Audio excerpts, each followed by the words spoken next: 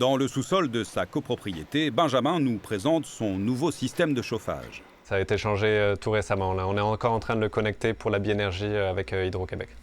Du 100% au gaz, il réduira à 30 maximum. Le reste sera électrique. Lui, qui travaille pour Éco-Habitation, avait une préoccupation. C'était beaucoup de réduire les gaz à effet de serre.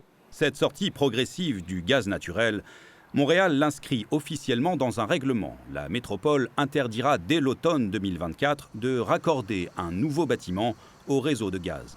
On s'est inspiré notamment des villes de New York et Vancouver qui sont déjà donc passées à l'action dans l'adoption de ces règlements-là. Interdiction totale du gaz pour les nouveaux bâtiments de 3 étages maximum et de moins de 600 mètres carrés et dérogation possible pour les grands bâtiments s'ils optent pour du gaz naturel renouvelable. On parle de tours d'habitation, parfois des grands ensembles institutionnels ou commerciaux. C'était pas possible à court terme. Une décision qui est bien accueillie tant du côté d'Hydro-Québec. De venir chercher à l'électricité 100% de la consommation en pointe hivernale, ça mettrait une pression énorme sur le réseau. Donc la Biénergie va nous permettre d'éviter cette très grande pression supplémentaire. Que du côté d'Énergir, qui estime perdre environ 100 clients par an avec ce règlement. C'est certain que dans le meilleur des mondes, ce qu'on aurait préféré, c'est d'avoir accès à la Biénergie, au GNR aussi, pour l'ensemble de ces bâtiments-là.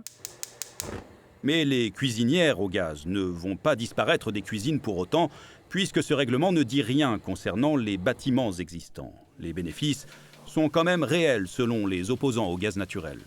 En agissant sur le nouveau, on est peut-être en fait déjà en train d'agir sur l'existant, mais sans trop brusquer les gens, en leur montrant aussi toutes les avenues qui sont possibles pour sortir du gaz. Des convertis comme Benjamin, qui a calculé les économies. 16 à 17 tonnes de gaz à effet de serre par année. Mais il faudra 5 à 10 ans pour rentabiliser l'investissement. Ici Mathieu Prost, Radio-Canada, Montréal.